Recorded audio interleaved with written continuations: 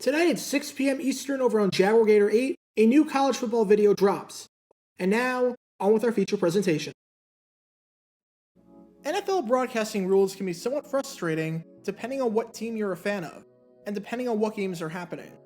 Per NFL broadcasting rules, if a network has the doubleheader and the team in your market is playing in the later game, if the early game runs over, then no matter what, the network has to flip over to the later game. As an example, if you live on Long Island and the Jets are playing at 4:25 and the 1 o'clock game that's airing on CBS 2 between the Bills and the Broncos goes into overtime, CBS has to cut away from that game to show the start of the Jets game. Obviously, this can be highly frustrating, even if it makes a ton of sense that traditionally, football fans in markets where NFL teams exist care more about their local team than they do about other teams. But what this means is that when a game goes really long and goes into overtime after a fair number of stoppages, that a good chunk of the country can miss the ending to the game. And that's what happened to a good number of markets yesterday. The game between the Pittsburgh Steelers and the Cincinnati Bengals was the marquee 1 o'clock game, with a large portion of the country getting that game. However, because the game went into overtime and ran well past 4:25, a lot of the country did not get to watch the ending to the game, as their local CBS station had to flip to either the start of the Chargers-Raiders game or the Chiefs-Cardinals game. Now, they might know what happened in this game and know how it ended. They saw the highlight and the studio update of Chris Boswell hitting a 53-yard field goal as time expired to win it.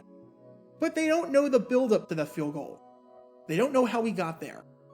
And I bring that up because if you did not see it, because you were a victim of the NFL's broadcasting rules, oh man, did you miss one of the dumbest decisions I've ever seen a coach make in the overtime period. It was a decision that had no benefit whatsoever to it, and was a decision that was ultimately bad enough to cost Cincinnati the entire game. Buckle up, because the 2022 season started off with an absolutely bad, dumb decision that will be very hard to top. For those who aren't watching this video in the immediate aftermath of the game, here's a brief rundown of what happened, and I have to keep this brief, because this game was so crazy that if I tried breaking down everything, it would be a solid half hour before I talked about the play in question. It's September 11th, 2022. It's the opening day of a brand new season, and we have an AFC North matchup on our hands between the Cincinnati Bengals, the reigning AFC champion, and the Pittsburgh Steelers, a playoff team ushering in a brand new era at quarterback with Mitch Trubisky, following the retirement of Ben Roethlisberger. And to say that this game was nuts would be an understatement. Joe Burrow threw 3 interceptions in the first half alone, including a pick 6 to Minkah Fitzpatrick that opened up the scoring for the Steelers. At the half, the Bengals were down 17-6 after playing some abysmal football, including 4 turnovers in the first half. Still, the Bengals were right in this one, and down 20-14 with 2 minutes left in the fourth quarter, they had the ball at the 3-yard line, needing to go just 3 measly yards to reach the end zone and potentially take the lead. However, they get nothing going, and they turn it over on downs. Pittsburgh gets the ball back up by 6. You'd think that at this point, the Steelers would run out the clock and walk away with a win. But that would be too easy. That would be too conventional. Because this game is about to get crazy. The Bengals force a 3 and out, get it back with 90 seconds left, drive down the field, and with 2 seconds left, have the ball at the 6-yard line, having time for 1 play to the end zone for all the marbles. And after a horrible day, Burrow comes up clutch and throws a touchdown pass to Jamar Chase. Tie game, 20-all. And now, the Bengals are lining up for the all-important extra point. If Evan McPherson hits it, it's game over, and the Bengals win in absolutely crazy fashion. Instead, the kick gets blocked, because between college football season and the NFL, teams should just never try extra points late in the fourth quarter after a last-second touchdown, because the gods at Buffalo Wild Wings just have it out for us. Just like that, we had overtime. And after the Bengals get the ball and drive down the field to the 12-yard line, attempting a 29-yard field goal for the win, once again, McPherson misses it. That's the bad news. The good news is that when Pittsburgh drives down the field, Chris Boswell misses a 55-yard field goal, so the Bengals have new life with great field position and under 2 minutes left. On 3rd down, the Bengals have the ball at the 38-yard line. You're in field goal range, or worst case scenario, you're in go-for-it range. The only thing that you can't do besides turn the ball over, obviously, is take a sack. Burrow had already been sacked 6 times today, so maybe you just call a draw play and hope for the best. Instead, they decide to throw it. And sure enough, Burrow gets sacked for the 7th time. Now, it's 4th and 16 at the 50-yard line. You've got to punt the ball. I mean, you could go for it if you want to play for the win, but this is one of those situations where it makes complete sense to play for the tie, because the risk outweighs the reward depending on who you ask. The Steelers have no timeouts, so just take this play clock all the way down to 1 second and snap it with 49 seconds left on the game clock. Give Pittsburgh as little time as possible to drive down the field with no timeouts. There is no reason to snap it any sooner than that. There is no reason to give them more time than necessary. There is no reason to... Not sure why they're giving Pittsburgh more time. They should have taken that down to a final second. Oh, you've got to be kidding me. Well, I'm sure this horrendous clock management won't come back to bite them in any way whatsoever. Right? Right? Snap, placement, kick on the way. Boswell! That's a winner! Welcome to Dumb Decisions. Before I break down what happened here, this whole series is about taking an in-depth look at decisions made during games that were clearly awful from the start. This isn't something to look bad in hindsight. Rather, this is something to look awful almost immediately. These are moves where your gut instinct tells you right away that there is no way this can possibly work. And sure enough, your gut instinct was smarter than that of an NFL head coach. And for this one, we're taking a look at the mind of Cincinnati Bengals head coach Zac Taylor. Taylor bought himself a lot of time and a lot of goodwill after what he did last season with the Bengals, and rightfully so. He had the hottest seat in the entire NFL entering the season, and many people had him pegged as the first coach fired, and as a guy who had no idea what he was doing and only got the job because he worked under Sean McVay. But to his credit, he did what no one thought was possible. He not only led the Bengals to an AFC North title, and not only led them to their first playoff win in over 30 years, but guided them to the Super Bowl for the first time since 1988, where they were moments away from winning their first title in franchise history. This was a team that had the second worst odds of any team to make the Super Bowl in the AFC, and they did it. So the perception of Taylor changed a lot in 2021, and understandably so, where it was going to take a lot, and was going to take something ridiculously stupid for Bengals fans to be angry at him again. And sure enough, he goes ahead in his first game since then, and does this. So with that being said, let's take a look at why punting the ball with 15 seconds left on the play clock and a minute left is a horrible idea. With every single episode of Dumb Decisions, and when breaking down any play, I have to take a look at the risk-reward analysis, and see what the pros and cons are to both situations at hand. And before going any further, I have to stress that I have no problem whatsoever with the Bengals punting the ball here and playing for the tie. I thought the third down play call was stupid, as with how much Burrow's offensive line was struggling to protect him, and with how much of a beating he took in the backfield all day, you don't leave anything to chance in overtime when you're in field goal range. But on 4th and 16, since it got to that point, I'm fine punting it. With that, there were 2 things that the Bengals could have done in this situation with the punt. They could have snapped it with 1 second left on the play clock, or they could have done what they wound up doing, which was snap it with 15 seconds left on the play clock, giving the Steelers an extra play or 2 or 3 that they did not need to give them. Let's start with what the pros and cons are of the first option, and letting the clock run down before snapping it. The con is that you're not likely to get the ball back, and you've accepted your fate that you're playing for the tie. But guess what?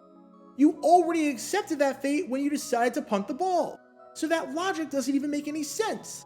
That's like if you're golfing and you're on a par 4 hole that's about 360 yards, and you're debating between using a 3-wood or a 5-iron, and you hit better and straighter with a 5-iron, but you decide not to use that club, because the con to using the 5-iron is that you can't drive the green. You weren't reaching the green anyway with a 3-wood. You accepted that fate when you debated between those 2 clubs, so why would this even be a consideration? The pro, obviously, is that by taking the clock all the way down, you force Mitch Trubisky to drive his offense a solid 50 or 60 yards to get into field goal range with only 40 or so seconds left and no timeouts. The odds that Trubisky is able to do that are slim to none. Heck, the odds that most quarterbacks in the league that aren't in the top tier like Mahomes or Rodgers can do that are slim to none. The clock is completely against Pittsburgh if you do this for obvious reasons.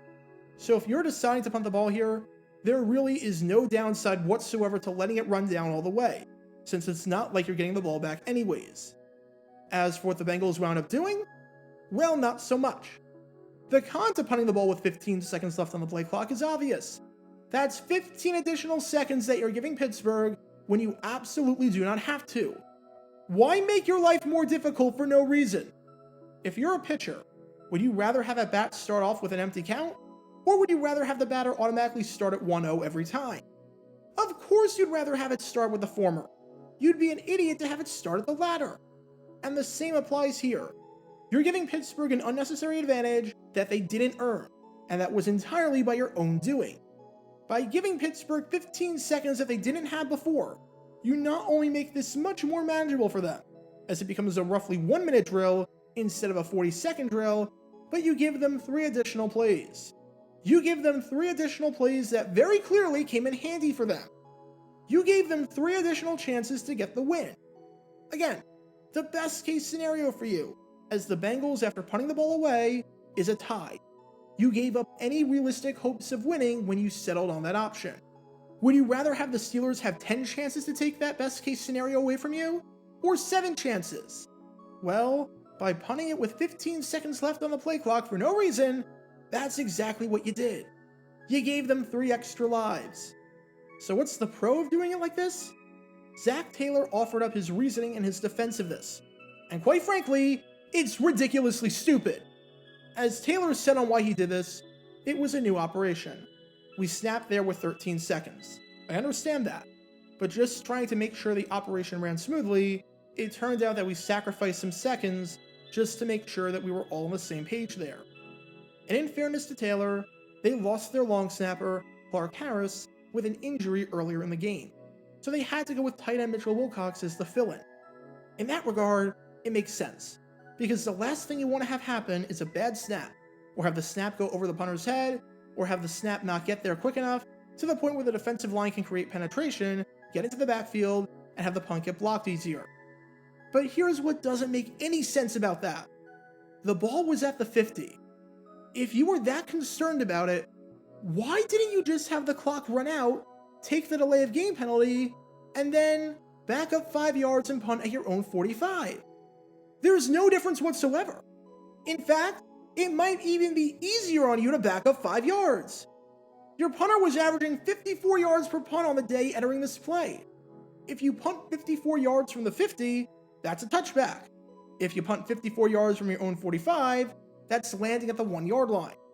Obviously, I'm not saying that the Bengals would have pinned the Steelers inside the 1 if they did this, but I'm saying that your odds of getting a better punt and avoiding a touchback increase if you punt it from the 45 versus the 50.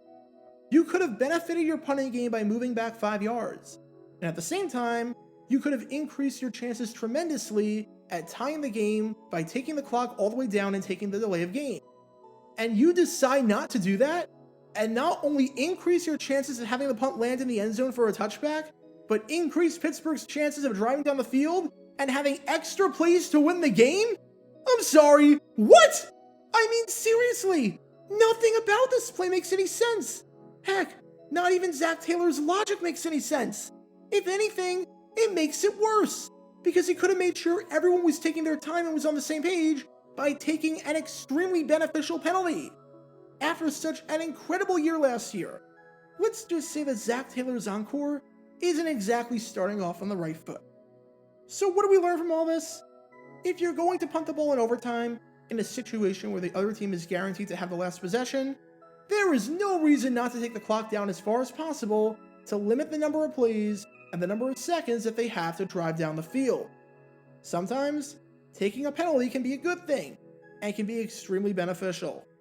And if you're calling a play that has absolutely no benefits to it whatsoever, because it hinders everything that you're trying to do and completely conflicts with your message, then maybe, I don't know, call a different play!